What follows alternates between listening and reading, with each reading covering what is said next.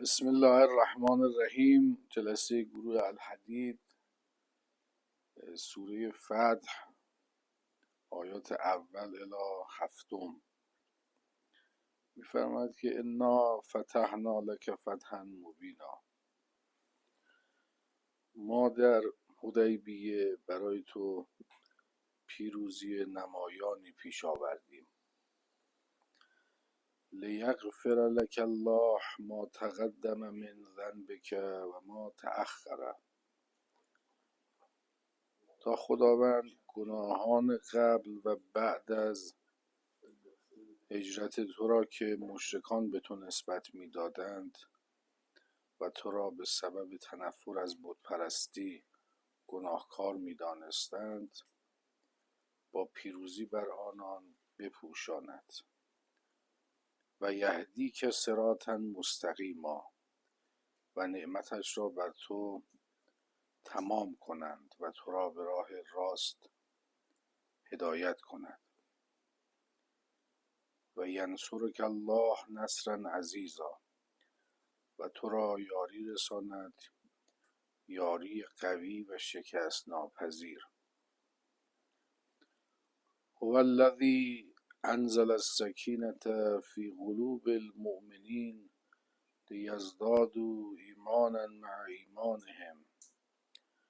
او کسی است که آرامش را در دلهای مؤمنان فرو فرستاد تا ایمانشان افزون بر آنچه دارند بیشتر شود.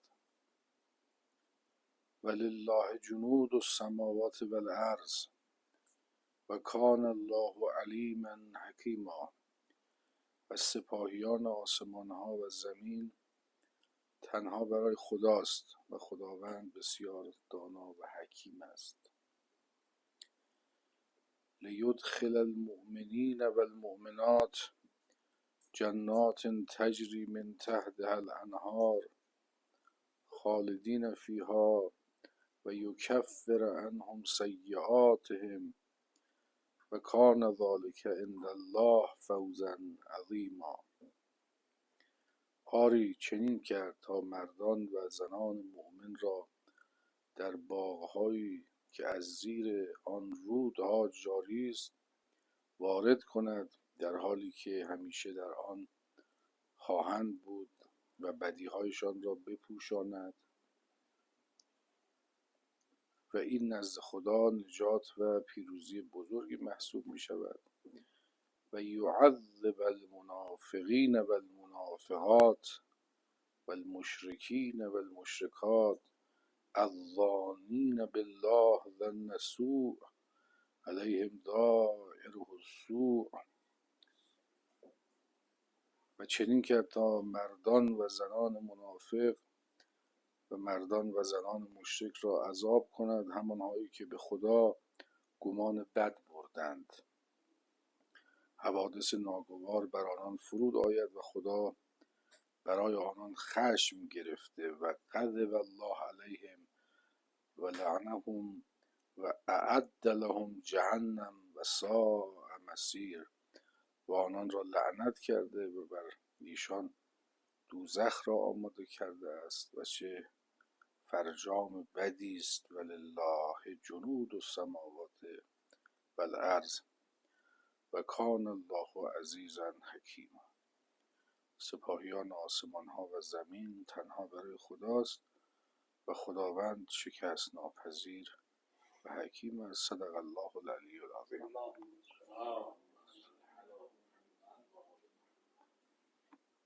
ما در جلسات قبل گفتیم که اون چه در قرآن به عنوان وحی به پیامبر ابلاغ شد، برخیش خطابش خود پیامبر بود، برخیش خطابش به مؤمنین بود، برخیش خطابش به منافقین بود، برخیش خطابش به مشرکین بود، برخیش خطاب به ناس بود. و اون چه به عنوان وحی به پیامبر ابلاغ شد با این خطاب‌های مختلف، پیامبر این رو با ما در میان گذاشت و مأمور به ابلاغ تمام این گفتگوها بود. اما معتقد هم هستیم از اینکه در بین قرائت‌های مختلفی که از وحی هست، اون قرائت، حالا اون دستی که معتقدن پیامبر مانند یک طوطی آنچه بهش وحی میشد، مانند یک مثلا دستگاه تلفنی که بهش مراتبی گفته میشد، همون رو اعلام میکرد. عده‌ای این شأن رو برای پیامبر قائل نبودن، گفتن پیامبر شأنش بالاتر از این هست که فقط به عنوان یک در واقع واسطه گفتاری به رسمیت بشناسیمش. پیامبر شأن بلندتری داشته. پیامبر یک تجربه نبوی عظیمی داشته و مانند زنبور این گیاهان و این تجربه ها رو در واقع در خودش هضم میکرده و یک عسلی بیرون میداده و اون عسل در واقع شده آنچه ما به عنوان قرآن در واقع باهاش مواجه هستیم. دیدگاه دوم معتقدن که اون تجربه نبوی پیغمبر مثلا در دیگران هم اتفاق افتاده. مثلا مولوی هم دچار یک اشراق شده بوده، بعد این دیوان و این مثنوی رو در مقام در واقع بیان این اشراقات نفسانیش به ما گزارش داده و همواره این دو گونه گفتگو در بین کسانی که در تحلیل وحی تلاش کردند بوده. حالا اون چیزی که ما خودمون در جلسات قبل و همواره به اون تاکید داشتیم این است که اگر ما این وحی گفتاری پیغمبر رو خطاب به اشخاص مختلف از جمله خود پیغمبر رو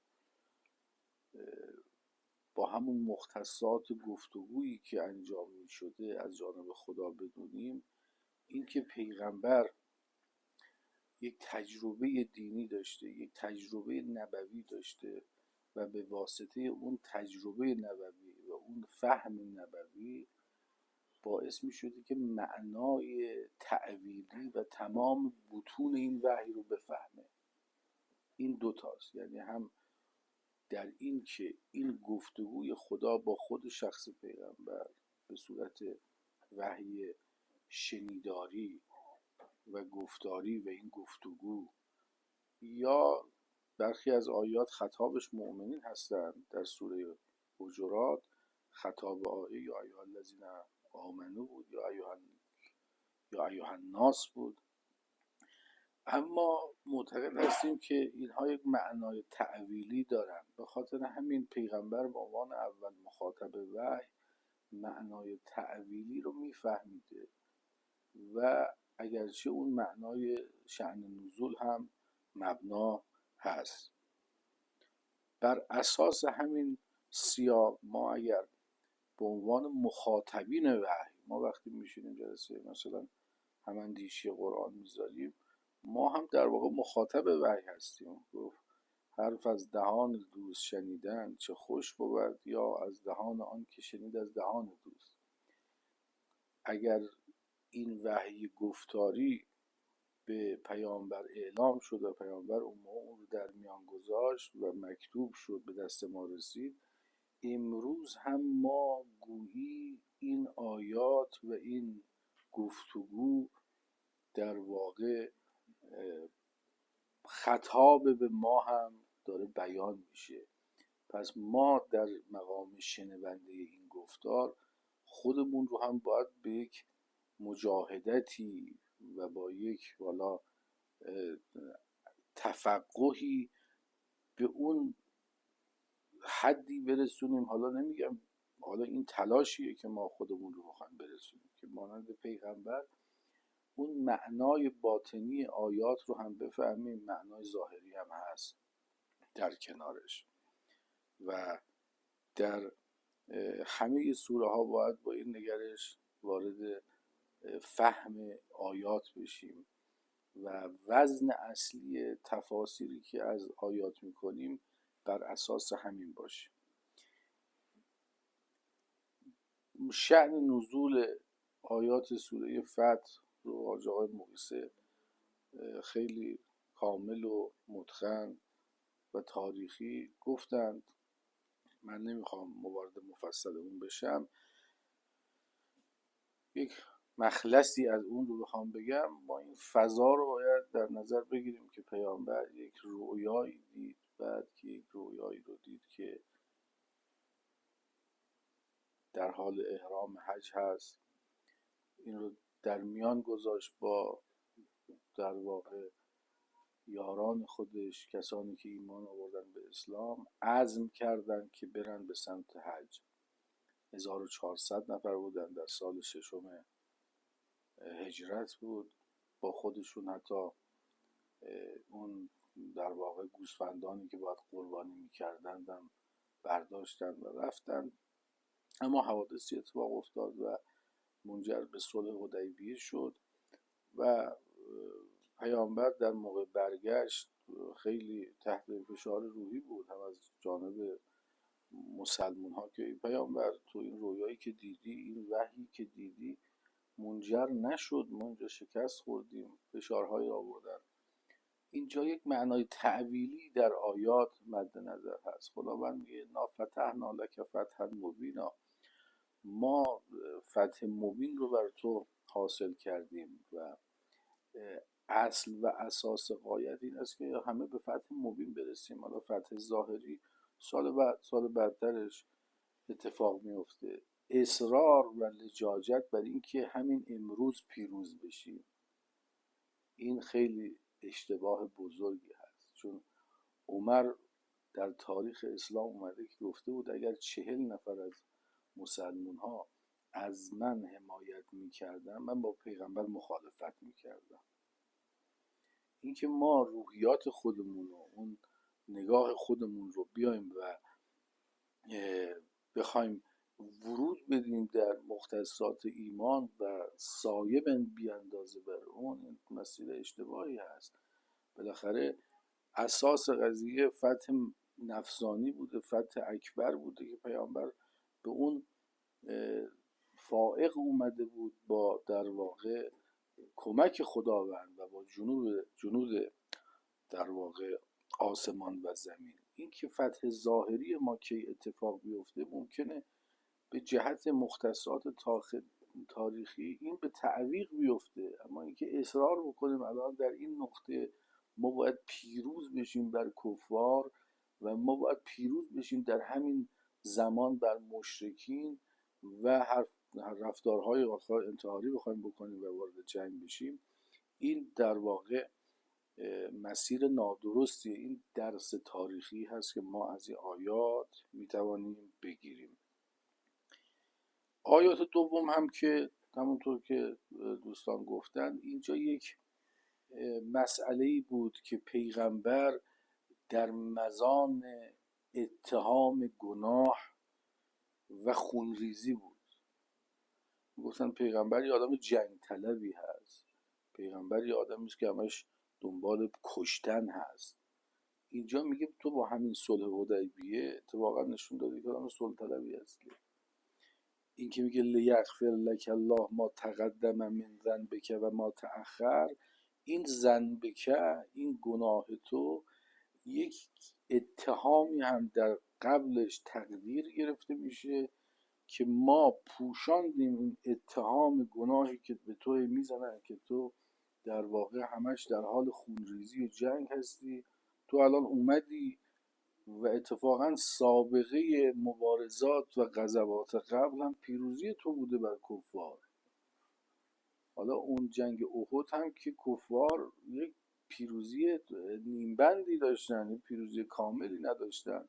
پیغمبر همون موقع هم شاید اگر اصرار میکرد میتوانست وارد مکه بشه و با جنگ وارد مکه بشه. اما همین حرکتش که آقا ما برای جنگ نیومدیم، ما برای عمل عبادی اومدیم، این همین نکته مهمی هست که ما مسلمان ها نباید خودمون رو در معرض اتهامات خشونتگرایی قرار بدیم. ما باید همه راه های صلح رو اول بریم و بعد اگر مجبور شدیم به جنگ وارد اون گزینه آخر بشیم.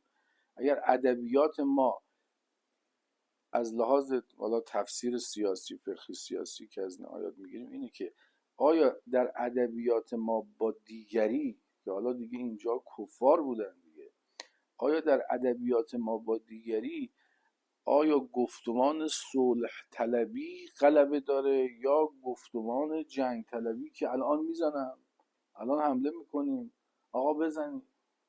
این نگاه درستی به نظر نمیاد و ما از این آیات این درس رو میگیریم. کما اینکه پیامبر هم 2 سال بعد وقتی فتح مکه کرد، موقعی که 250 حالا در تاریخ اومده 350 250 260، وقتی اون حجم از بت‌ها رو پیغمبر اومد و شکست، این بت‌ها تا دیروز مقدس بودن برای مردم، یک انقلاب فرهنگی قبلش اتفاق افتاده بود و این رفتارهای پیامبر درون اون اشخاصی که بت پرست بودن رو در واقع تهی کرده بود از اون عقیده. بعد در سایه این اتهامات، در سایه این تبلیغات، تونست اینها خنثی بشن و اون شخصیت واقعی خودش رو در این فراز و فرودها به مشرکین و به کفار که بعداً شدن مؤمنین بعدی معرفی کرد.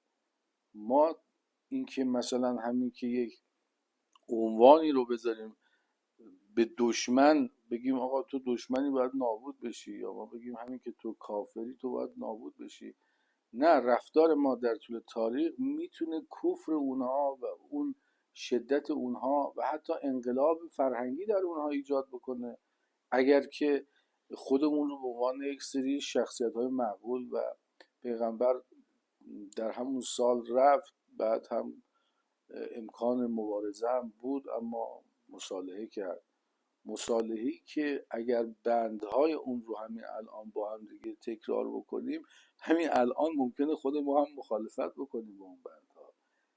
در صلح حدیبیه یکی از مفاد این معاهده این بود که اگر کسی از قریش ایمان آورد به پیامبر اسلام و آمد، باید تحویل قریش بدنش.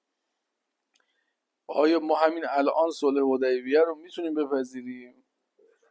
یعنی همین الان ما در مختصات انقلابیگری خودمون در برابر صلح حدیبیه ما مشکل داریم.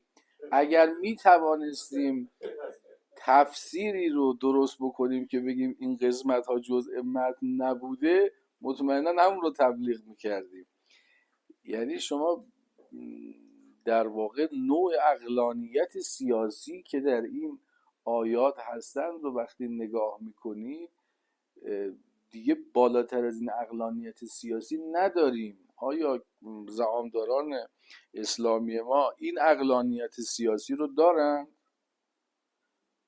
که این حجم از تنش و این حجم از در واقع ناآرامی های روحی و روانی برای جامعه ایجاد شده؟ بالاخره ما به عنوان یک کسانی که داریم سیره پیغمبر رو نگاه میکنیم نمیتونیم همیشه قرائت حسینی داشته باشیم از همه مبارزات سیاسیمون. ما باید اتفاقا همیشه قرائت نبوی داشته باشیم و قرائت های حسینی استثناءاتی هستند در مرتبه‌ای که هیچ راه صلحی وجود نداره.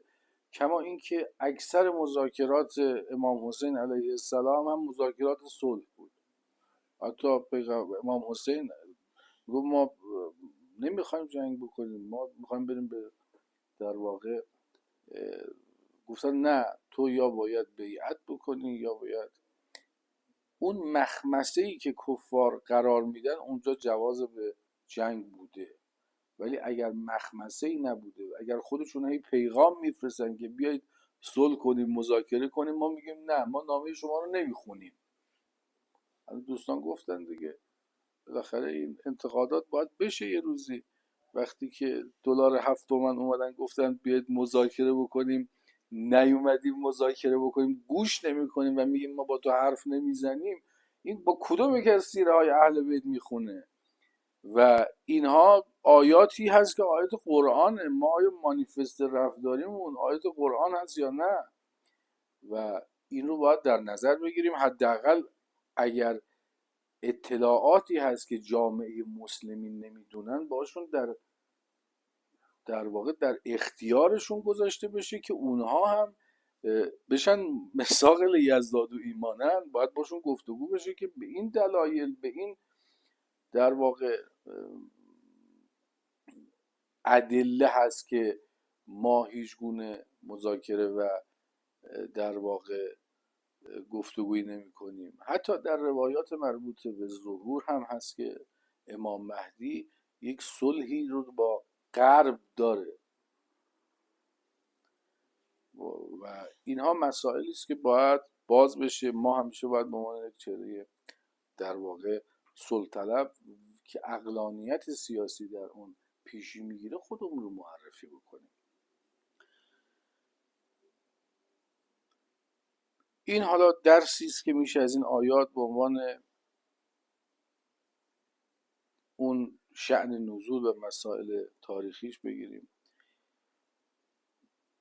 آیه بعدی میگه هو الذی انزل السکینه فی قلوب المؤمنین لیزدادوا ایمانا مع ایمانهم ولله جنود السماوات والارض و کان الله علیما حکیما. خب اول اینکه خود سکینه خیلی نکته مهمی هست که خداوند میگه که من این رو با یک جنودی از آسمان و زمین این سکینه رو در قلوب مؤمنین داخل میکنم و ایمان بر اونها زیاد میشه. خب بزرگترین دشمن ایمان چی هست؟ بزرگترین دشمن ایمان از لحاظ نظری به شرک تعبیر شده، اما مطابق روایات و احادیث ما بزرگترین دشمن پرکتیکال و عملی ایمان فقر هست. کاد الفقر ان یکون کفر، نزدیک است که فقر منجر به کفر بشه. الفقر موت الاکبر، فقر موت بزرگتر هست، مرگ بزرگتر است. امام علی علیه السلام میگه لو کان الفقر رجلا لقتلته، اگر کفر یا آدم بود من میکشتمش. اگر فقر یک شخص بود من اون رو میکشتم. یا دعای خود پیغمبر اللهم انی اعوذ بک من الکفر و الفقر. خب وقتی دشمن عملی ایمان، وقتی اگر یک جامعه، یک گروهی هر روز دارن فقیرتر میشن بر اساس یک سری تصمیمات تاریخی، وقتی دارن هر روز فقیرتر میشن، تو چگونه میتونی اونها رو وارد ایمان بکنی؟ وقتی من در آیه بعدی برمیگرده در توصیف منافقین و منافقات و مشرکین و مشرکات، میگه اینها مشکلشون این سوء ظنی هست که در وجودشون ریشه کرده و مؤمن کسی است که حسن ظن داره و کافر و منافق و مشرک کسی است که سوء ظن داره. و ما در سوره حجرات هم در آیه 12 توضیح دادیم که اصلا بحث گفته بود سوء ظن اسمه، گناهه، و توضیحاتی که گفتیم از لحاظ علمی ذهنی که دارای سوء ظن هست یک نوع ساختار ذهنی در مغزش شکل میگیره. ذهنی که لایف استایلش حسن ظن هست یک ساختار ذهنی داره. کسی که در فقر هست و کلا مختصات روانی و روحیش و هورمونیش کلا متفاوت هست و در یک مسیر دیگری داره مغزش تعریف میشه، همش در تحت تأثیر استرس ها و ناراحتی هاست، تو چطور میخوای دغدغه این آدم رو به ایمان تغییر بدی؟ امکان پذیر نیست. و تقریبا مرکز تمام آیات و بسیاری از در واقع متون دینی حول مفهوم ایمان هست و اتفاقا میگه که بزرگترین دشمن این ایمان فقره. جامعه فقیر الزاما نمیتواند جامعه مؤمن باشه، به خاطر اینکه از لحاظ روانی فروپاشی کرده. جوونی که پول تو جیبش نیست و در شهرستانهای فقیر داره اینطور میریزه تو خیابون، ما اینو چطور باید ببینیم؟ قطعا وقتی که ما رفتارهامون مبتنی بر عقلانیت سیاسی باشه، جنود آسمان و زمین هم ما رو کمک خواهد کرد. یک سوره سیاسی هست و ما این المانهای عقلانیت سیاسی، حمایت معنوی و تبرئه از در واقع خشونتگرایی رو میبینیم. این درسی هست که ما از سوره فتح میگیریم. السلام علیکم و رحمت الله.